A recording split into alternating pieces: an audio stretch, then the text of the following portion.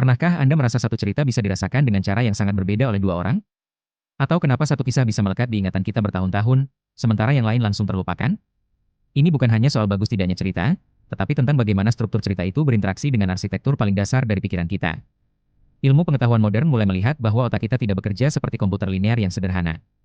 Ia lebih mirip alam semesta yang penuh kemungkinan, di mana setiap memori, emosi, dan pemahaman saling berkaitan dalam jaringan yang dinamis.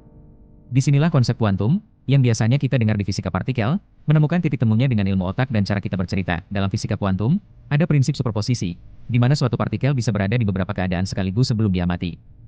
Analoginya, sebuah cerita yang baik sebenarnya menawarkan banyak kemungkinan makna dan interpretasi sebelum dia mati atau diproses oleh kesadaran pendengarnya.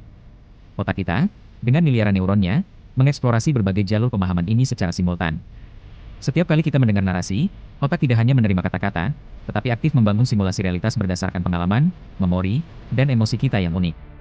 Proses ini mirip dengan fungsi gelombang probabilitas dalam mekanika kuantum. Para ilmuwan seperti yang tercatat dalam kajian neuroscience kognitif menunjukkan bahwa daerah otak seperti korteks prefrontal, yang terkait dengan pemikiran kompleks dan imajinasi, aktif bekerja sama dengan sistem limbik, pusat emosi, ketika kita terlibat dalam sebuah cerita.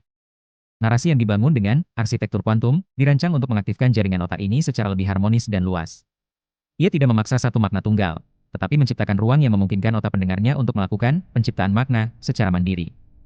Hal ini sejalan dengan tradisi pemikiran Islam yang mendalam, seperti yang diurai oleh Al-Ghazali dan Ibn Arabi, tentang hati, kalb, sebagai cermin yang aktif memantulkan dan menafsirkan realitas, bukan sekadar wadah pasif. Aplikasi dari pemahaman ini sangat luas. Dalam pendidikan, cerita dengan struktur kuantum dapat membantu siswa memahami konsep yang kompleks dengan lebih intuitif, karena otak mereka diberi kebebasan untuk mengeksplorasi konsep tersebut dari berbagai sudut. Dalam terapi, narasi yang adaptif dapat membantu seseorang memproses trauma dengan membangun ulang jalur memori dan emosi secara lebih aman. Di dunia konten digital, pendekatan ini adalah masa depan. Konten yang bisa beradaptasi dengan suasana hati, pengetahuan awal, dan bahkan pertanyaan batin dari setiap penontonnya. Pada akhirnya, mempelajari arsitektur cerita kuantum untuk otak adalah tentang menghormati kompleksitas dan keunikan manusia. Setiap otak adalah alam semesta kecil yang sedang memahami alam semesta besar melalui cerita. Dengan merancang narasi yang selaras dengan cara kerja alamiah otak, yang dinamis, terhubung, dan penuh kejutan, kita tidak hanya menyampaikan informasi, tetapi kita memfasilitasi pencerahan, penyembuhan, dan pertumbuhan.